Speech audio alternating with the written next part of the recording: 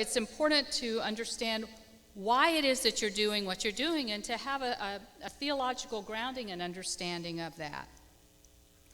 You are to reflect biblically and theologically on the role of pastors and their leadership responsibilities.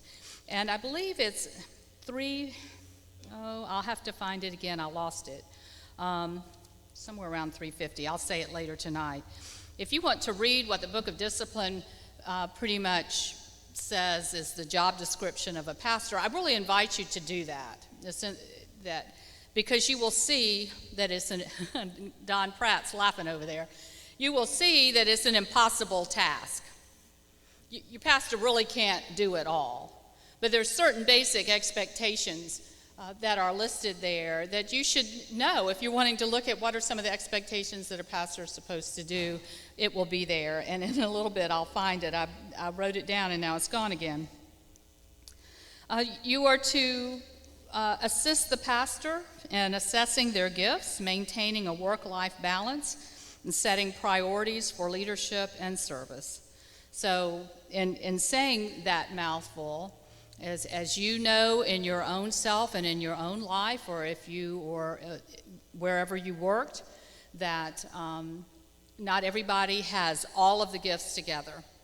So the same is true for pastors. So some pastors have a real gift for administration. Others do not. Some pastors have a real gift for teaching or pastoral care. Others do not. And so you as a pastor-parish relations committee are to be engaged in a conversation with your pastor and say, how can we come alongside you and help support those areas that are not necessarily your strong suit or your gifts? That also means that you are to help the congregation understand that when your pastor is making use of a visitation team, that their ministry is just as valid and their presence is just as valid as if the pastor goes themselves. Now, there are times when the pastor will need to be there. There's particularly critical times. And so that would be an expectation for sure. But if there's some need to help support within the administrative area, make sure you have somebody that is strong in that area, whether it's the person that is employed full-time or part-time in your church office, or whether there are other lay folks that have the skills in order to help with that administrative work that is a lot in a local church. And so you do need people. And so you need to understand that it's okay to have people help the pastor with that. But you have to have those kind of conversations and understanding and rapport with your pastor in order to understand where you do need to come alongside and help fill in. To help make sure that they are taking their day of Sabbath. And for pastors, that day isn't Sunday. Often. That day is, Sunday's a work day, if you will. Now, certainly when I would go and be and lead and worship on Sunday, I love leading worship. But at the same time, I was having to pay attention to what I'm trying to do and accomplish rather than sit and listen to what God is trying to share with me, or to help re-energize and refill that empty bucket that gets spent out all week long, and to make sure that they are taking vacation. For full-time appointments, it's 4 weeks a year, and you need to make sure that that happens, because ministry, and there's some other vocations that are the same, but whether you realize it or not, ministry is a 24/7 job. I mean, if somebody gets sick or something happens on a Saturday, which most of us enjoy as a day off, that's not a day off for that pastor. That pastor's working.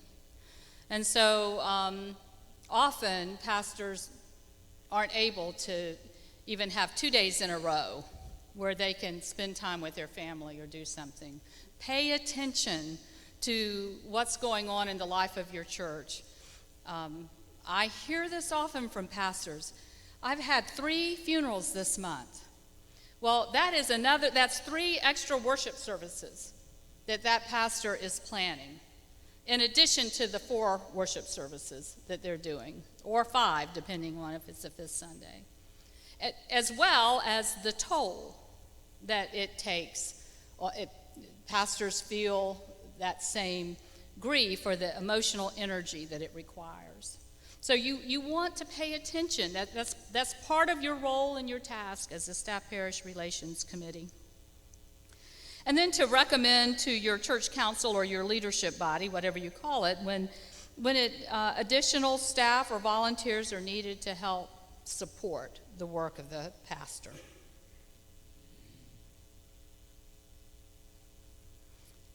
Those were the leadership functions, and the essential duties is to encourage, strengthen, support, nurture, and respect the pastor. Let me talk about respect for a minute. I think we've lost an understanding or a meaning of that in our culture today, because I believe we've reached a point where we think we have the right to say anything to anybody, anytime we want. I think that we need to kind of regroup again around the meaning of how to hold one another with respect. It has to do with those words in Ephesians about humility and gentleness, patience, bearing with one another in love, honoring the humanity of each person. And I can say this because I hear from pastors the kinds of remarks that are made to them, and I have read the letters that have been sent to me. And they do not represent well what respect is, or what it means to be humble or gentle or bearing with one another in love. So I would say that your job is to help your congregation understand the meaning of respect. And that would mean treating that person with respect. Even though there may be a disagreement, they may have a grievance or a concern or a critique. And it might set you off. But I'm calling upon you to not respond in that same way, but to be listening and gentle and humble, and to hear what they have to say and help them to get to a different place. Are we clear about that? It's vitally important. I heard in one church on this past Sunday when the pastor was speaking to the congregation about the news that had come out regarding General Conference. A couple of things that were said were to speak gently and treat one another gently. We need to focus on that. That's what Jesus would want us to do. That's what Jesus calls us to do. And he said, and just like in the book of James, we're to mind our tongue, right? Our tongue can commit murder. We can truly harm one another or kill someone's reputation by the way in which the use of our tongue. And he said also, and to pay attention to the tongue at the tips of your fingers. You know what I'm talking about? It's so easy to type that email that you feel that just helps resolve all of the anger and the self-righteous anger that you have, and hit that send button because you're not looking eye to eye to that other person. Or to make that snarky remark in response to a Facebook post. Pay attention to the tongue located at the end of your fingers, because that can cause just as much harm, and it can be just as disrespectful and hurtful. You are to promote unity in the church. How are you working to do that? How are you working with all the constituencies? And trust me, everybody's got an opinion about something, right? How are we working to promote the unity of the Spirit and the bond of love, and to promote the growth of the ligaments that Colby talked about, and the way in which we're connected to one another? That's a part of your job, to be a part. It only takes, I learned a long time ago when I went to a church that was in, well, actually, all of the churches that I was appointed to, I was walking into a situation that was not a happy situation. And so I learned that it doesn't take long, that if you begin to treat folks with tenderness, with acceptance, with a willingness to listen and be present, and suddenly it just doesn't take much time to inject health into a system, that it doesn't respond to it. You're part of that work. You have a very important and valuable role in the life of your local church. You're to give counsel to the pastor on the effectiveness of their ministry and their relationship to the congregation. It goes right along with that, speaking the truth in love. That means that you can have those conversations if you are in conversation with your pastor or have a connection or built a relationship with your pastor all along. That's what builds the foundation of having being able to have a good conversation with your pastor, when there may be an area that everybody needs to pay attention to in the life of the church, or it may be something that pastor, we all have our blind spots. We all do. And to be able to come alongside and share with your pastor something maybe that they just aren't able to see. So to give counsel to your pastor. Also to do an evaluation and provide an assessment, and that's due every year on May 31st. And it's January, and it's available on the website.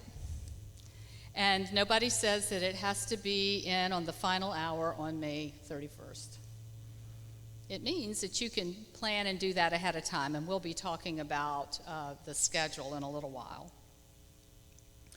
And also, your job is to communicate with the congregation about the office of pastor, and I referred you to that list and what the role of the pastor is. And I will kind of say again in another way that the pastor's role is not the person to do everything.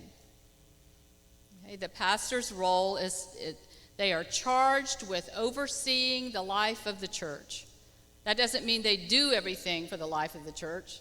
That means they have the responsibility to make sure that those things that are important to the ongoing life of the church are taking place. The thing I hear a lot is, my pastor didn't come visit me. The church did. The church did.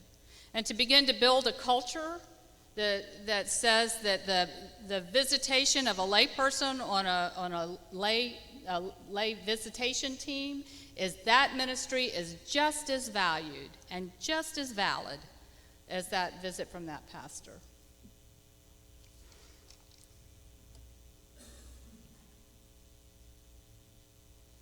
I told you there's a lot to do. To develop and approve written job descriptions in cooperation with the senior pastor. It's paragraph 340, that's where it is, and I'm going to circle that, is where the pastor's job description is in the Book of Discipline, paragraph 340. But for churches that, we have churches here that have multiple staff, and certainly you are to have a job description for every position. But even small churches that may have a part-time assistant in the office or a part-time music person, you need to have a job description to help so that you will have a basis of conversation with that person if you need to address certain issues that arise about what their duties are, what their expectations are. And it's important to revisit that each year. Again, to care for the work-life balance of the pastors and staff, ensure that they're taken care of. As much as you're watching out for your pastors, I promise you that staff is working just as hard.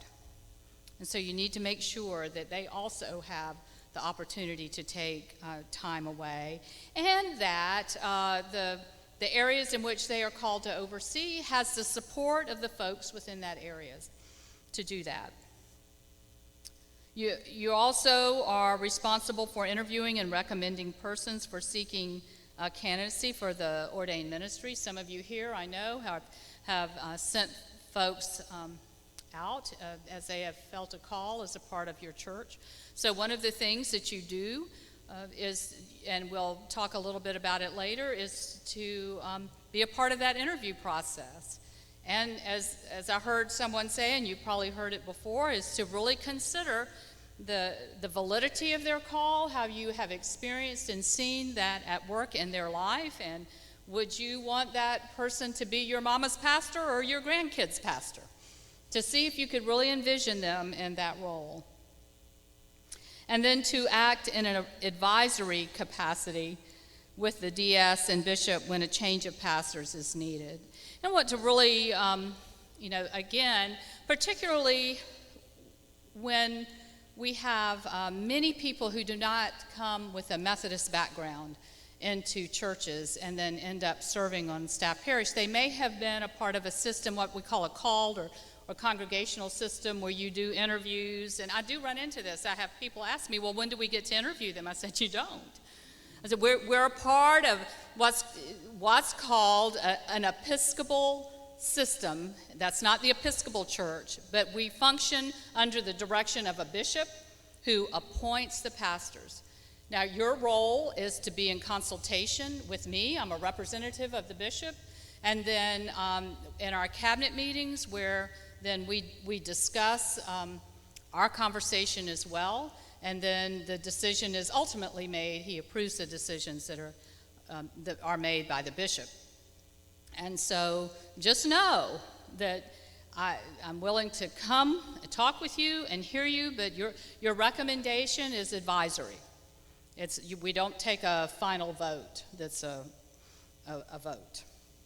In other words, we don't hire and fire the pastors. They're appointed by the bishop.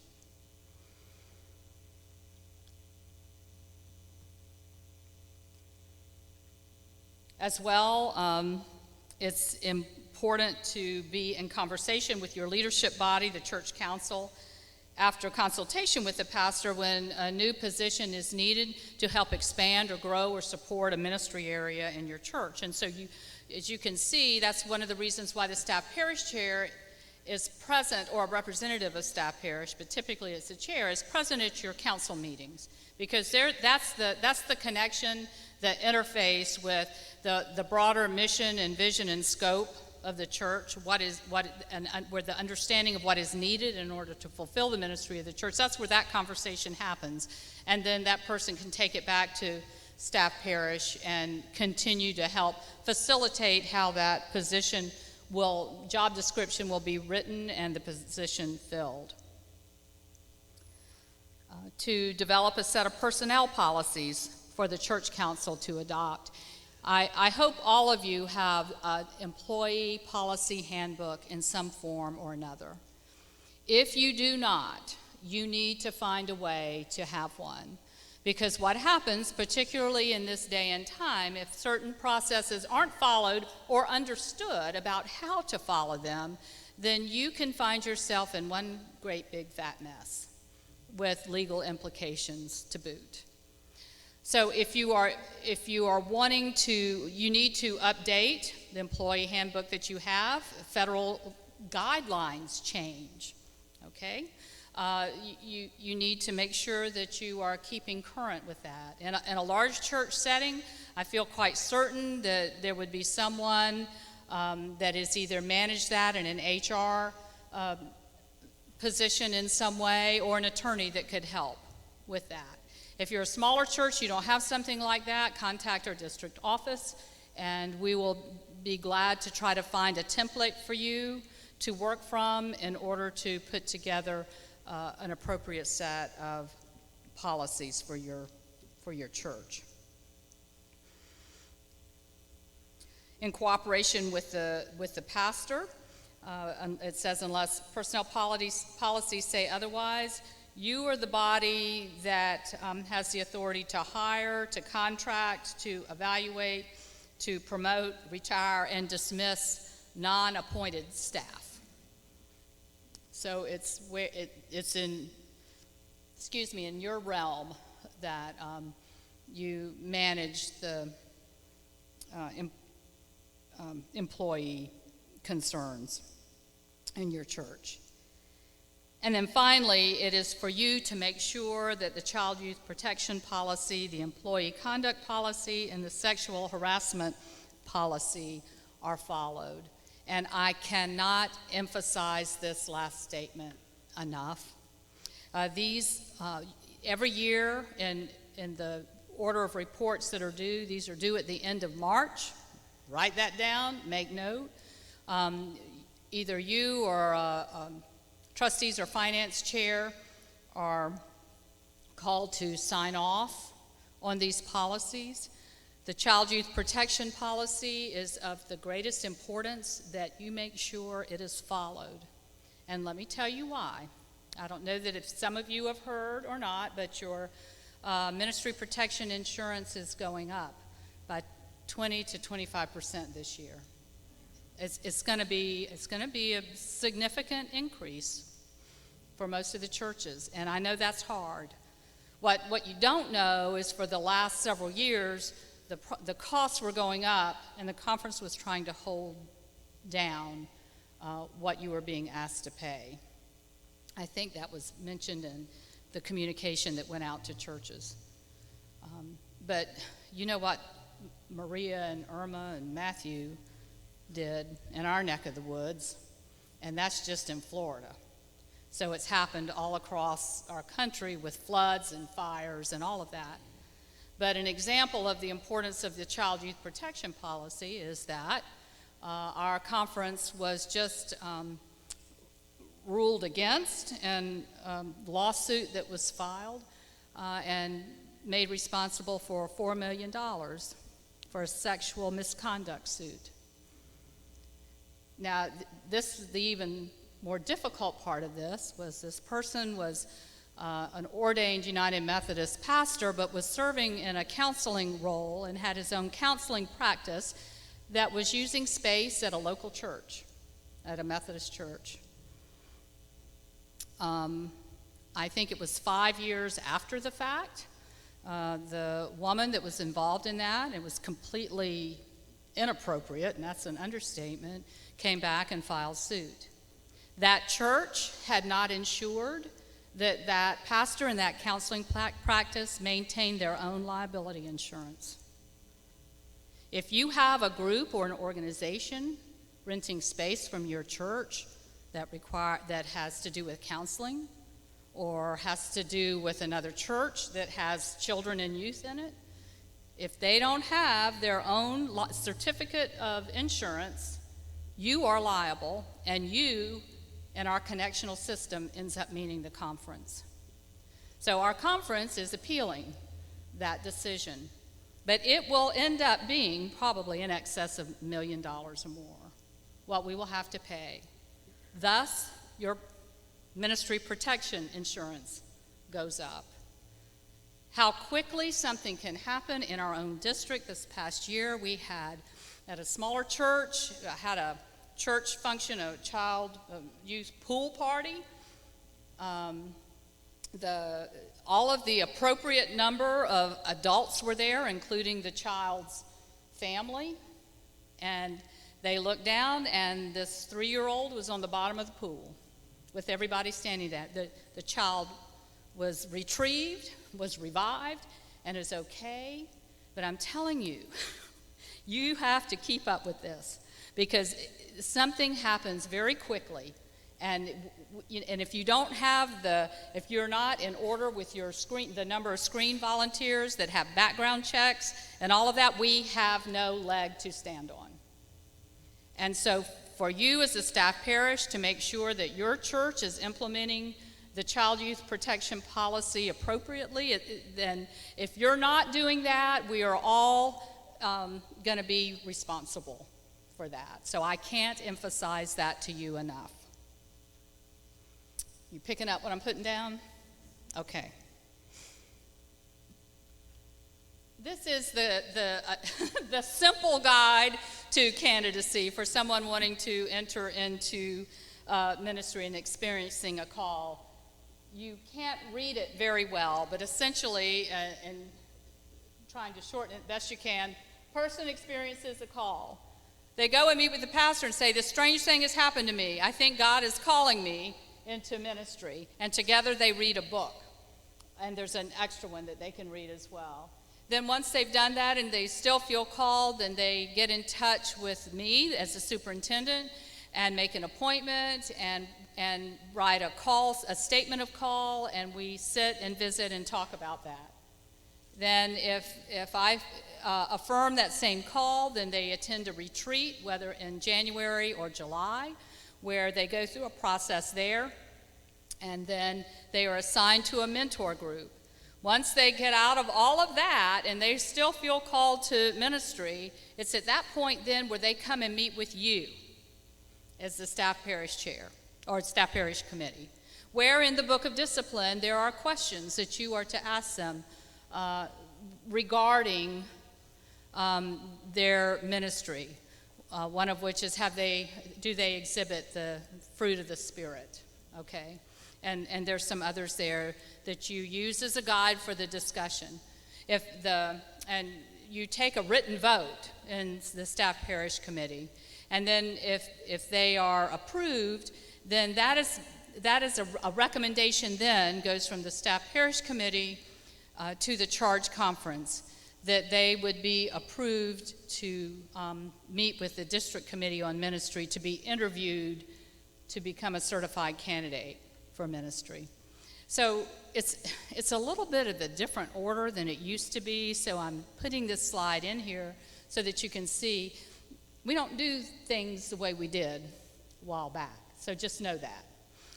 And then every year, once someone has been approved as a candidate for ministry, until they become either licensed or become part of the ordination process, you are to review them every year and recommend them to continue on. One of the implications for them being recommended and approved as a certified candidate for ministry is that one of your apportionments that you pay goes to the ministerial education funds. And those funds are what help support our 13 United Methodist colleges and universities, as well as provides minimal but some scholarship money to certified candidates enrolled in a United Methodist church or seminary. It also helps pay for local pastors who are going through course of study. So essentially, when you're paying those apportionments and you see ministerial education funds, it's providing folks a way to, and it providing the church a way to provide for the pastoral needs of its various congregations. So it's an important way in which we all share together in promoting the ministry of the whole church. And so that's one of the reasons why it's important to follow this process in order that those called into ministry can receive the support and help they need. When folks come out of seminary, their debt is almost that equivalent of that of an attorney, and maybe close to that of a physician, but they come out and they're making $100,000 a year. Pastors come out, have the same amount of debt, and minimum salary is $42,000, $45,000. There's a big difference there. So we need to continue to work on the way in which we can help with the seminary debt of our pastors, whom we need to help continue the work of the church. I see somebody coughing. There's some water over there if you want to go get some water too, okay? And please feel free to get up and get some. So folks that can serve on staff parish, membership qualifications, it says mature Christians. So you are in that special group, right? Mature Christians. Claim it, name it, own it, live it. That's what we're called to be. Not fewer than 5, nor more than 9, with the addition of the lay leader and lay member to annual conference. Okay, so you should have at least 5, if you can, but no more than 9. They're to be divided into classes, and with the addition then of the lay leader of the church and the lay delegate to annual conference, who attend with voice and vote. One member must be a young adult, and so depending on your situation, it could be the youngest older adult that you have, I guess. I don't know how you go at that, but do the best you can. And if you don't have any young adults there, that means maybe you need to go out and beat the bushes and find some that can start coming to your church. And then one may be a youth. I would only qualify that by saying that because of the sensitive and confidential nature of the conversations that take place at a staff parish meeting, that youth would need to certainly exhibit a great amount of maturity in order to be able to hold the confidence of what is shared at a committee. I have found that adults have trouble with that. No staff member of a church may serve. No family member of a staff member or pastor may serve. I run into that, folks. So I'm serious. So if you have somebody that is a family member of a staff member or of the pastor, please say that they cannot serve. Only one person from a household may serve. That means that a husband and wife can't serve, or a parent or a child in some way can't serve if they're living in the same household. Pay attention to that, because I run into that in my meetings in the district. And members may succeed themselves for 1 3-year term. Okay, hang on just a second. You may succeed themselves for 1 3-year term. In one situation, I had someone who had been a staff parish chair for 14 years. That doesn't quite meet that. I only say it. You know how when you walk into a church, I can tell, I start chuckling, by the rules that are posted on the kitchen door, right, or on the hallways, and I know what they've run into. It's very clear, the troubles they've experienced. Well, I just want you to know the reasons that some of this is here is because I have seen it. And there's a reason that you don't have the same person on a committee or staff for, in this case, 6 years, because you need to be able to have fresh new leadership and not someone controlling the whole scenario. Yes, Jancy.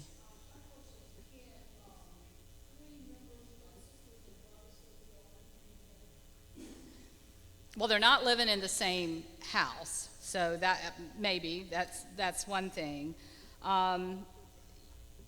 It's not the best thing to do. I do know that there's churches that are pretty much made up of people that are all related to one another. So I would say the best thing to do is to create a group of people that are not so closely related, if you can do that. But you also have to deal with what you got. So one of the first things you need to do at your first meeting, hopefully, is to create a covenant of how you're going to live life together and work together and lead together and support one another. And so, it would be really important, particularly for the chairs that are here, to make that a part of your agenda for your first meeting. The covenant should include confidentiality. So I used to be nice. I'm in year 4 now. Just as though I understand that we really have to talk specifically about how to be respectful to one another, I have to talk specifically about what confidentiality means. That means that the Staff Parish Relations Committee is the only closed and confidential group on the part of the church, according to the Book of Discipline. That means that no one can attend that meeting who is not a part of the list of the nominated and elected people that say Staff Parish Relations Committee. The only exception that I would have is it may be that someone that is not on the committee needs to come and present something, okay? So you put them early on the agenda, and you let them come and speak and have whatever discussion that's appropriate to have. That doesn't necessarily mean that it's sensitive information, but if there's further discussion that needs to take place and a decision made, then after that person presents their information, then they can be dismissed, and then you can discuss it without them present. But when I say confidential, at this stage of the game, I'm saying that's not even your spouse. Because you tell your spouse, and then what happens? Well, it's confidential to only the next confidential person you tell it to, right? And so I'm asking you to hold to this, because it can cause harm, and it has. So if you don't think that you can hold to this particular aspect of this committee, I would ask you to prayerfully consider stepping down. And I'm not saying that, trifling.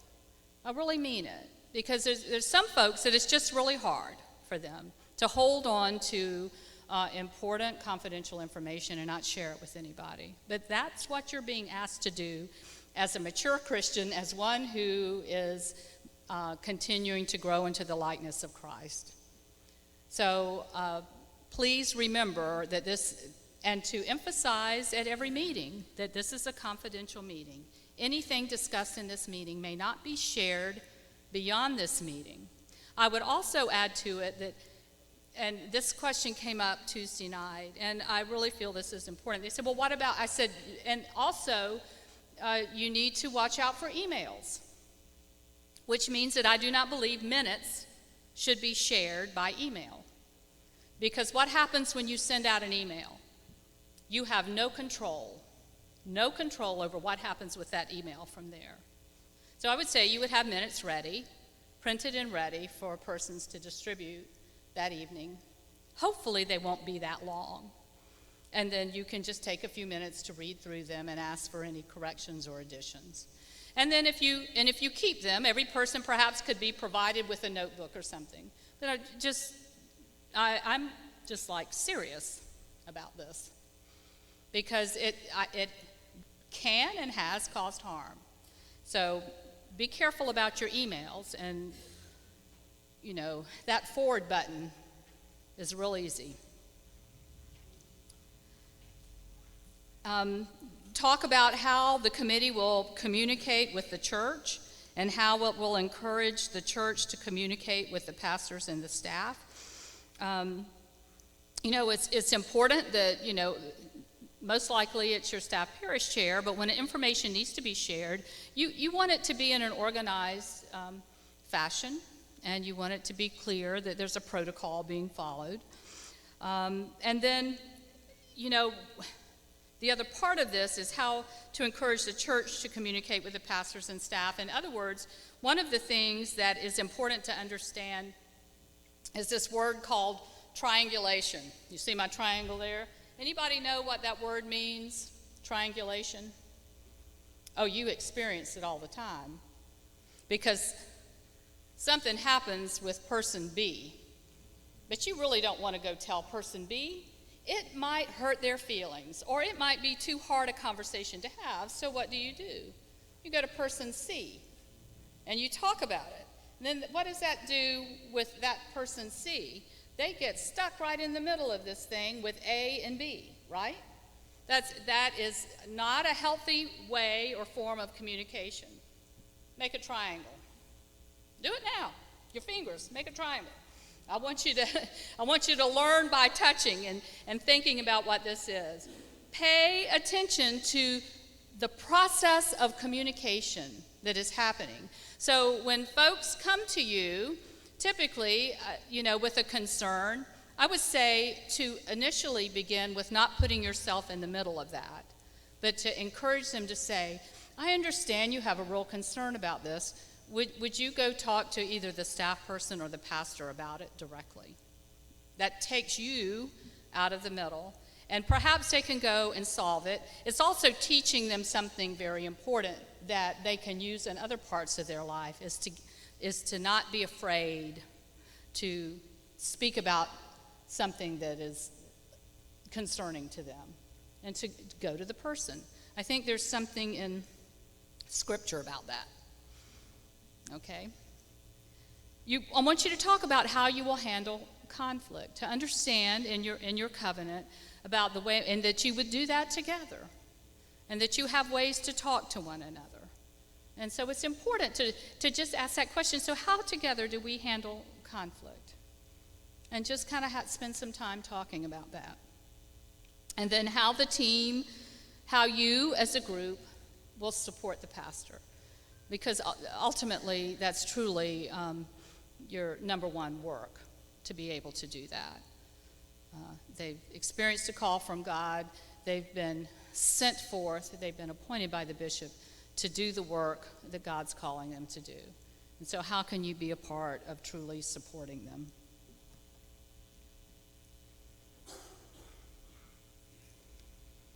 So some good principles for you is don't forget your pastor needs encouragement, and they do. Doesn't everybody? So make sure you find ways to do that. Just give an encouraging word. Pastor appreciation is in October. I don't know who set that up.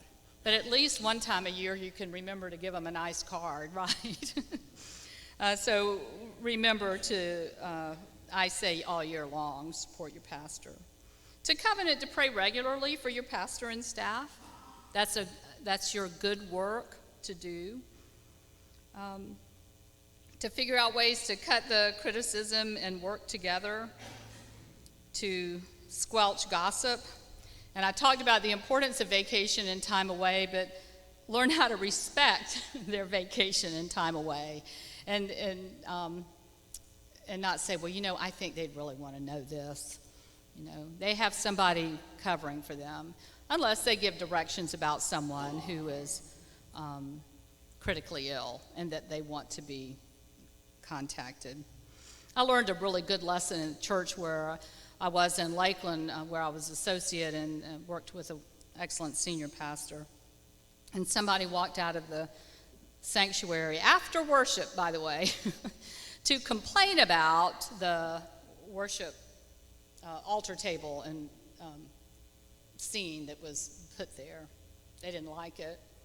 And I was kind of standing near the door, and this person walked out and started really expressing their criticism about the way in which the nativity was being displayed on the altar table. And he took her in the hands, and he looked her right in the eye, and called her by name, and with a gentle, kind voice said, "We're not going to have any murmuring, whining, or complaining." And she quit. And she didn't do it anymore. I would say, remember those phrases: no murmuring, whining, or complaining. They come in handy.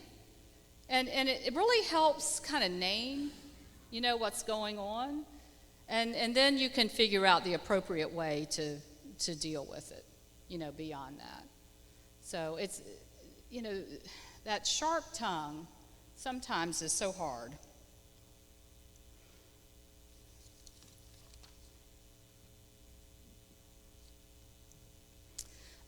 Be clear on expectations. If there's one thing that causes the biggest mess and upset is having different understandings or different expectations, about whatever's going on.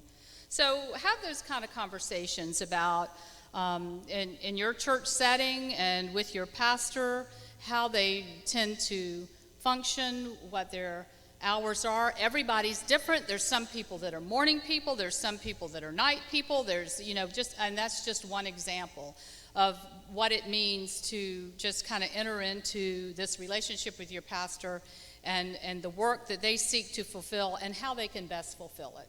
And then what is going to best meet the needs of your congregation as well.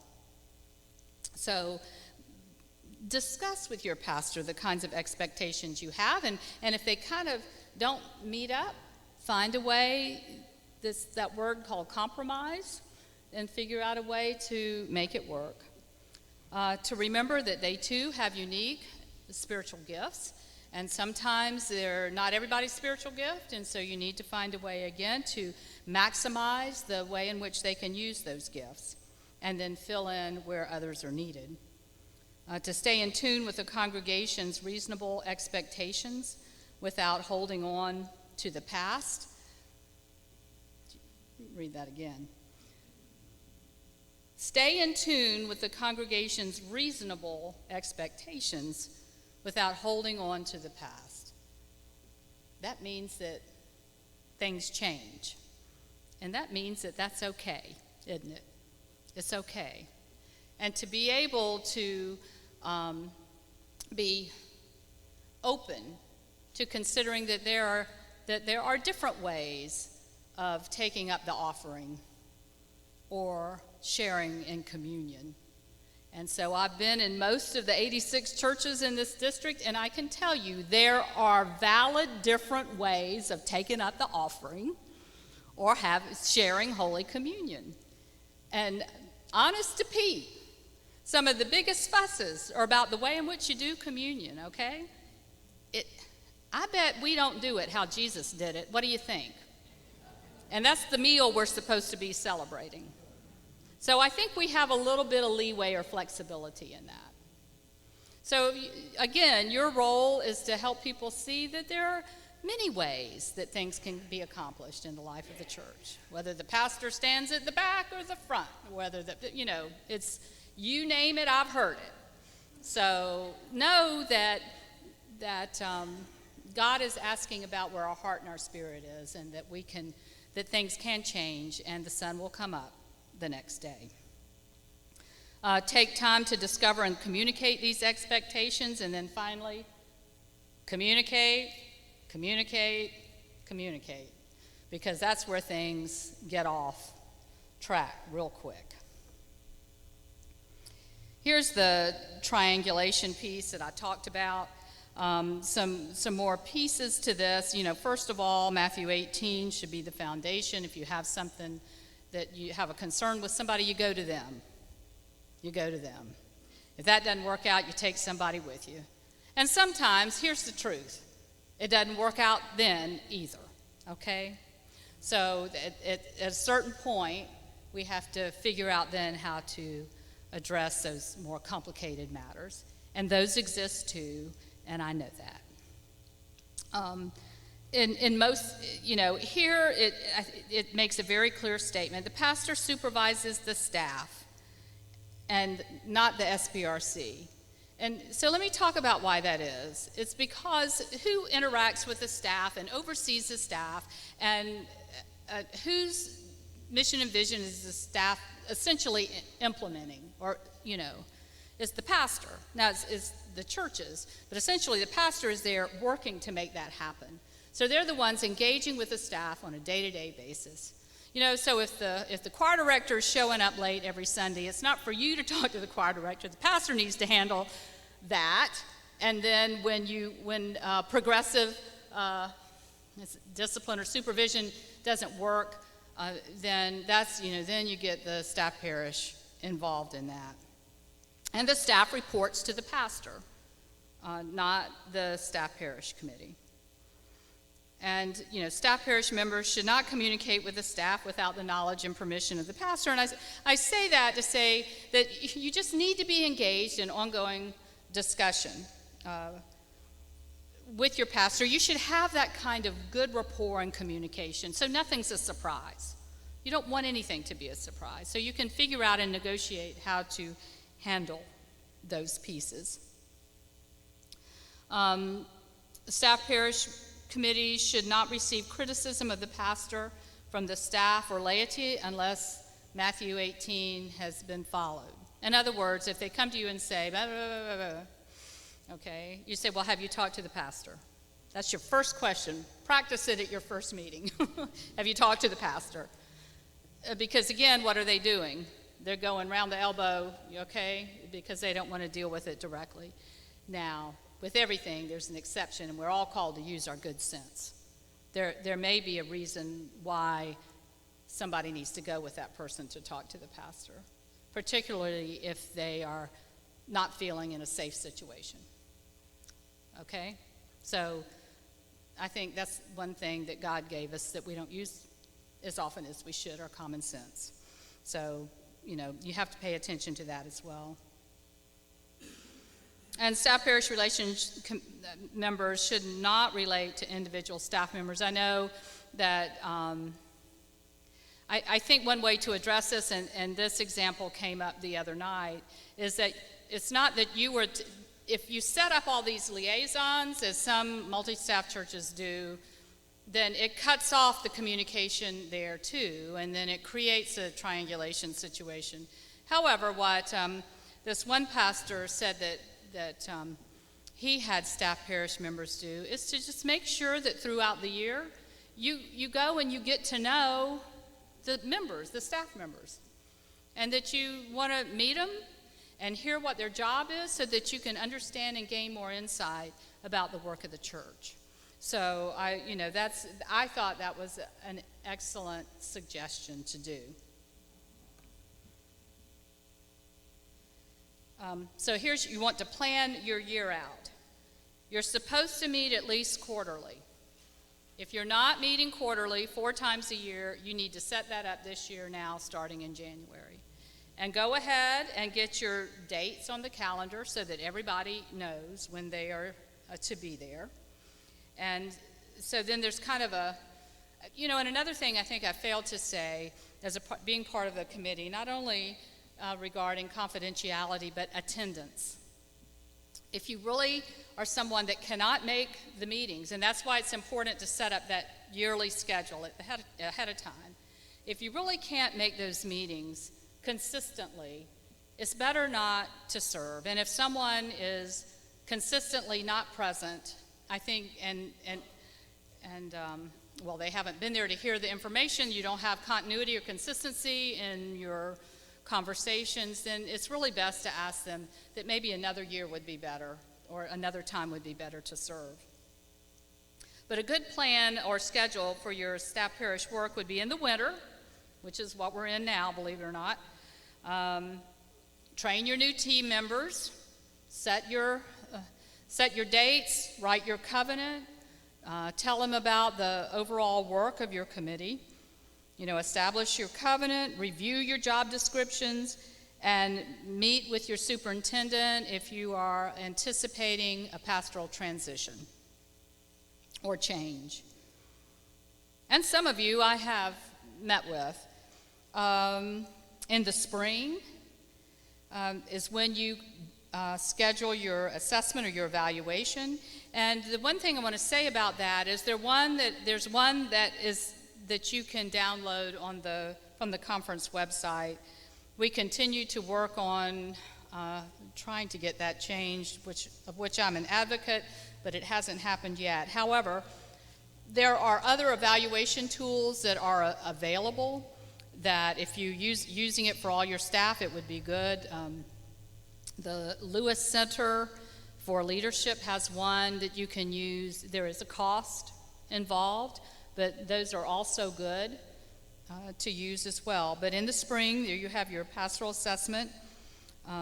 Make sure that your child protection policy and employee conduct policy and sexual harassment policy are followed.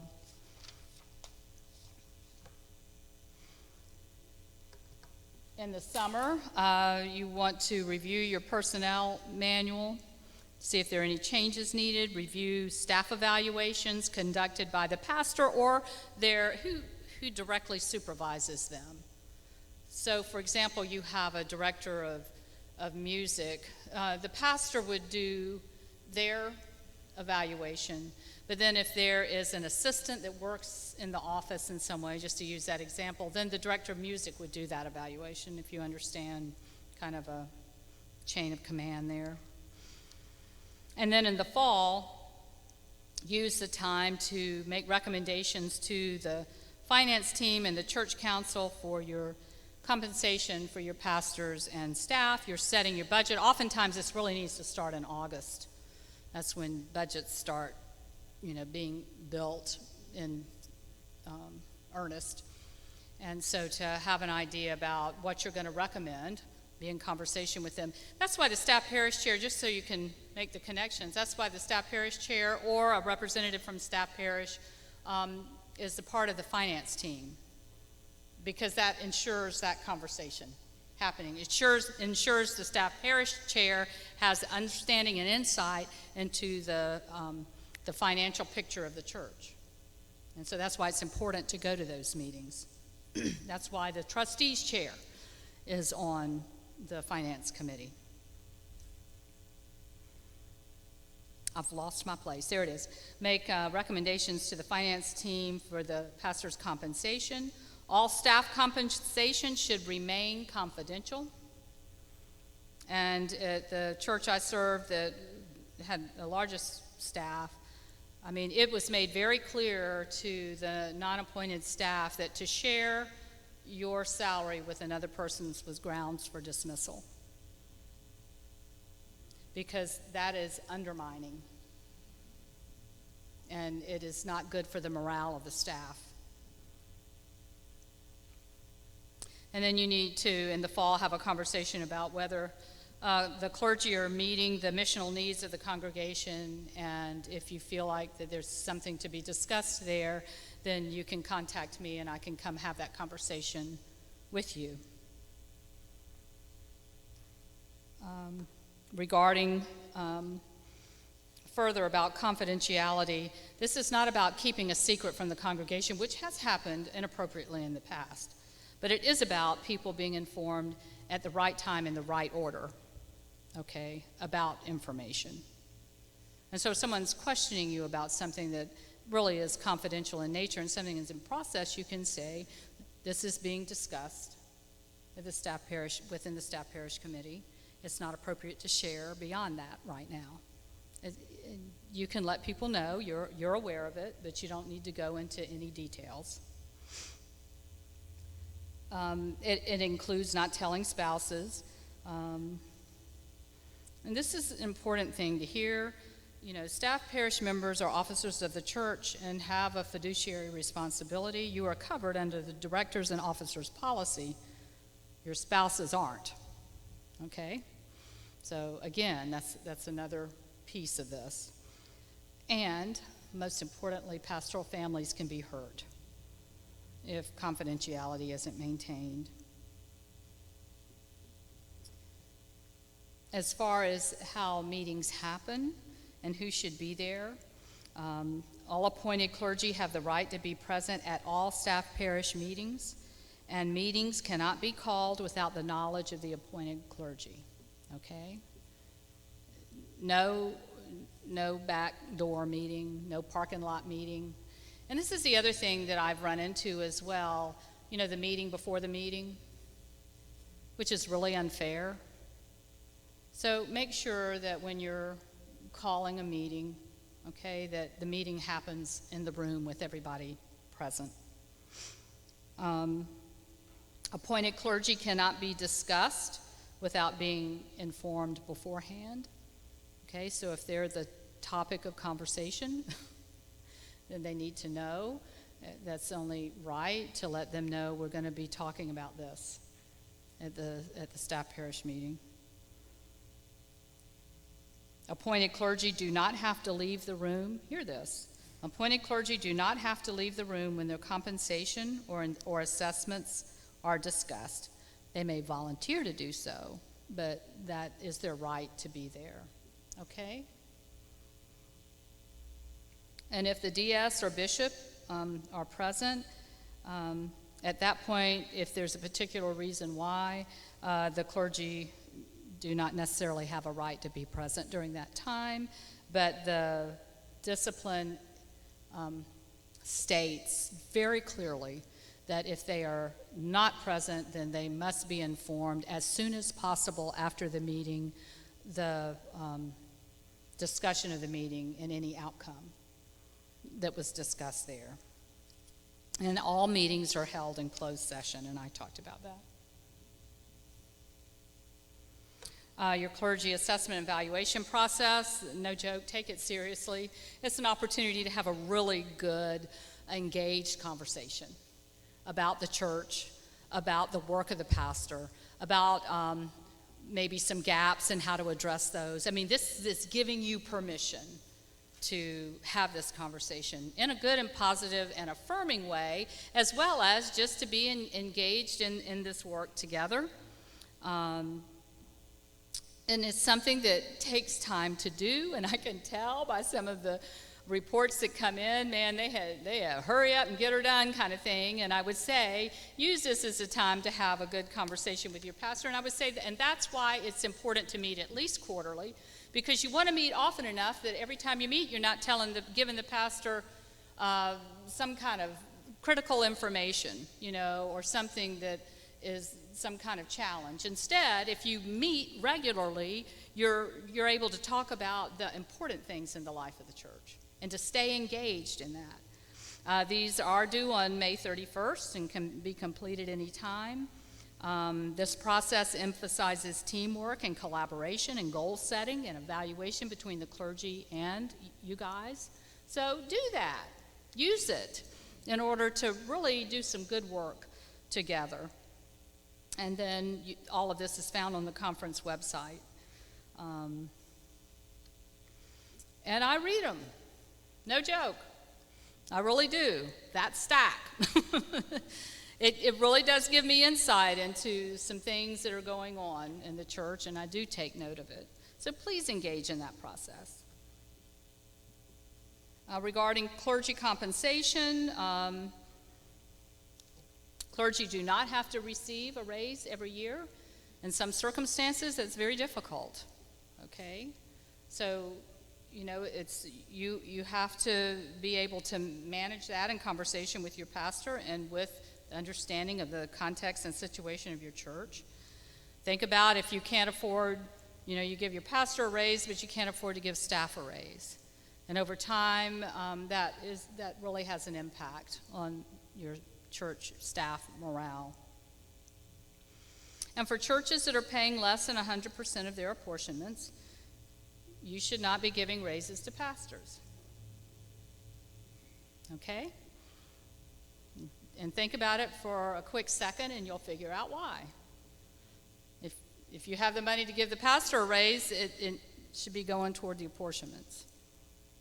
And if that's a struggle, then that's another conversation your church needs to be having about the health and the vitality of your church.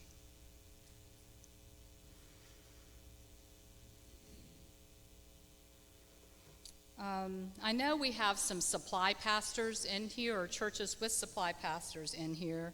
Just know that if you are serving in a supply pastor appointment, that they are not treated by IRS guidelines the same way as licensed local pastor clergy. And it's getting into some technical language. We ran into that a little bit. Once they have received that license or an interim license, then you are then considered clergy. And it's at that point then that it is treated differently. Supply pastors must submit a W-4 and have federal taxes withheld from their pay and receive a W-2 at the year's end. If you have questions about this, we can help you with this in the district office. Okay, I don't want to go into it too much. But for supply pastors, this is the percent of compensation withheld for Social Security and Medicare. Belinda's good at helping folks with that. Supply pastors are not entitled to tax-exempt housing or a housing exclusion.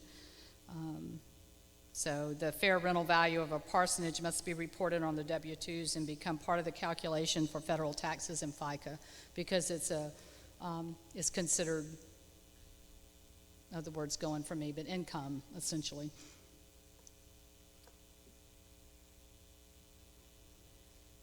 Regarding clergy compensation, reimbursement accounts are not compensation, so they should not be included in the reporting of compensation. They are there to reimburse the clergy for their expenses in carrying out their duties. It does not pay for mileage to and from the church office, but once they leave the church office to go visit, whether it's to the hospital or go make a home visit or nursing home or going to a continuing education event or whatever, then that's appropriate for them to request reimbursement for. Clergy, again, not supply pastors, are treated as employees for income tax and as self-employed for payroll tax purposes. Most clergy know this, but if there's any question about it, there's certainly folks either in the district office or the conference office that can help. For 2020, each church will pay an amount equal to 15% of their pastor's compensation toward retirement. It used to be 12%, so for you, the folks that keep doing the same old thing, just make sure that your financial person, whoever's handling the payroll and the disbursements of money, that it's now 15%. And clergy vacation policies are set by the cabinet, not the churches, and full-time clergy receive 4 weeks of vacation. Someone asked me, does that include Sundays? So I said, if am I off for a week at the beach and I got to preach on Sunday, am I on vacation? No, because I'm having to write a sermon. That's called working. Believe it or not. So remember that, okay? And it also doesn't include attending continuing education events either. That's separate. It also doesn't include responsibilities that all clergy are expected to fulfill, whether it's serving on district committees or district groups or conference groups, okay?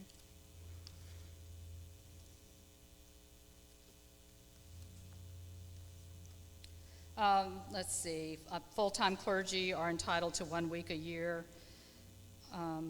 or 1 month every 4 years for continuing education. Renewal leave can happen every 6 years and should be discussed with the superintendent. So sometimes you just really need to be able to take a breath and rest. And because it's hard to explain unless you've experienced it, but you're literally pouring out yourself all the time into people, and after a while it takes its toll. I said that already. So, health supplement.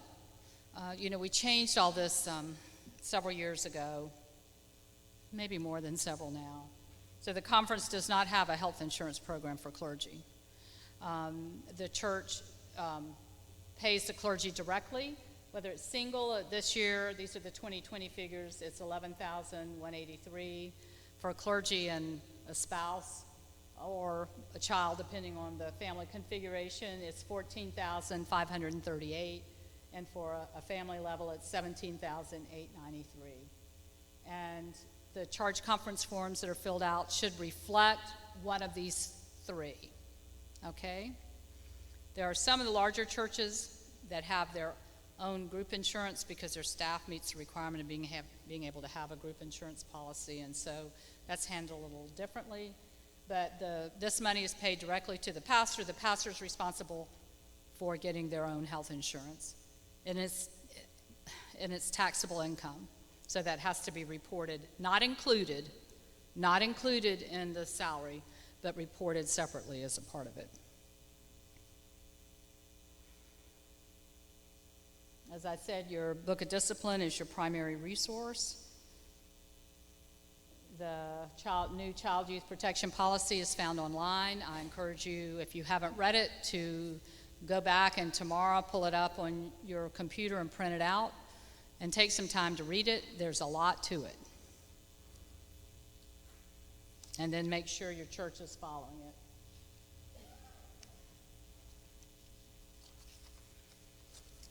So we're right now entering into the appointed process time, our first,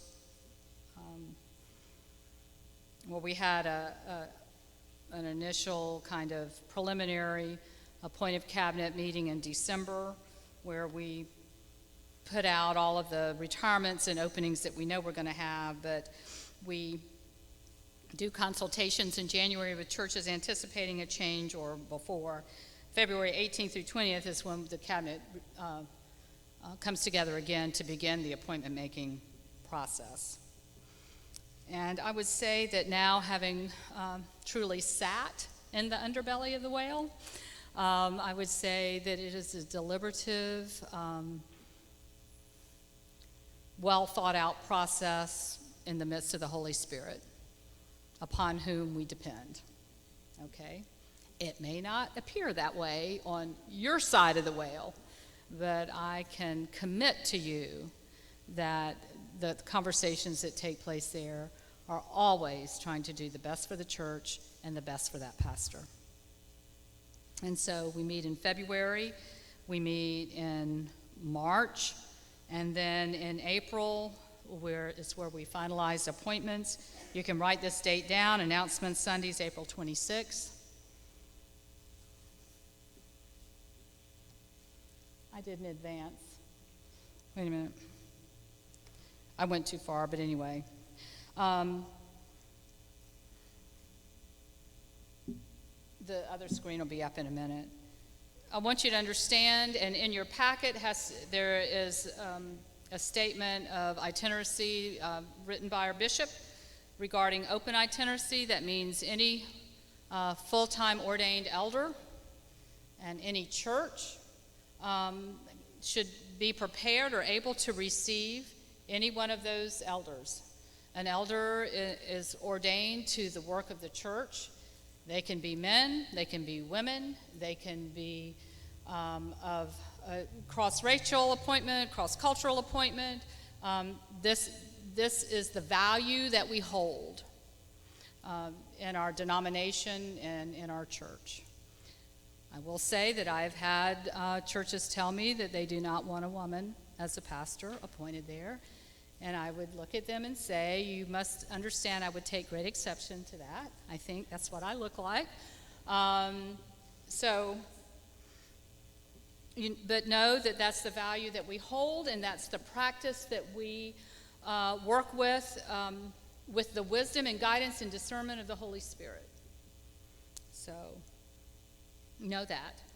January is the time when you need to be working with your pastor should be working on the clergy profile, and you guys, in conversation with the pastor and your church council chair, should be working on completing the church profile. I honestly admit I hated doing that as a pastor. But now again, being in that underbelly spot, we use those. We really do look at them.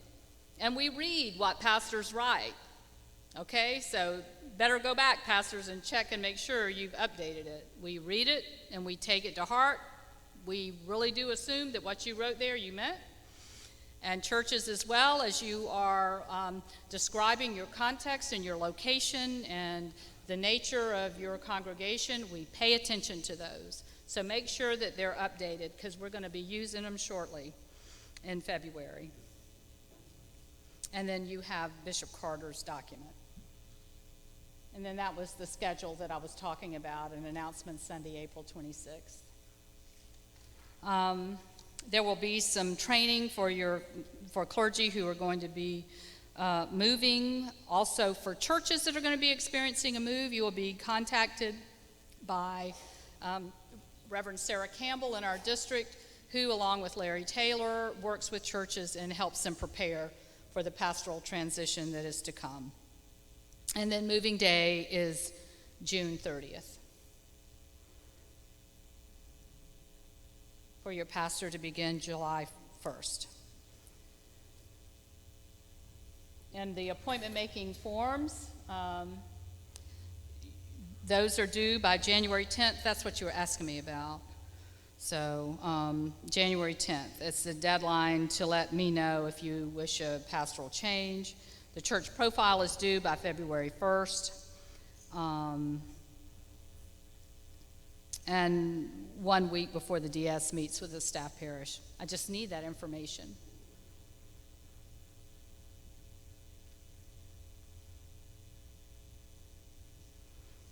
I've already talked about the open itinerancy. Reconsiderations can happen, but understand that there must be a very valid missional reason for that, and not all reconsiderations requested can be approved. But it does happen, and the staff parish can request a reconsideration as well as the projected pastor. So let me tell you what I'm talking about here. So we get there February, for example, and oftentimes they're not We don't have solid projections then, but in March, for sure, we do. I, as a DS, go to the person in my district that is projected to move and contact them and say, you're being projected to move to such and such a church, and to give them a little bit of time to think and pray about that.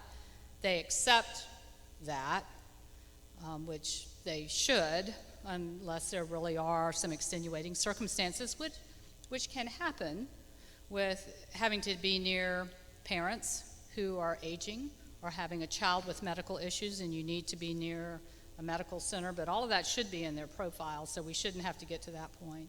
But anyway, once they accept that projected appointment, then I contact the DS where that appointment is. They then go to the church and they give information about the pastor that's projected and have a conversation about it and gives them the opportunity to ask any questions that they would like. And, I think it's, the expectation is that we're all on the same page trying to do the same work together, but there have been times when churches will say, we don't think that is that will work here, but then at that point, you will need to write a letter to the bishop describing why. So we take it very seriously if there's going to be a change. And certainly the entire process should be a prayerful one. Look, here we are.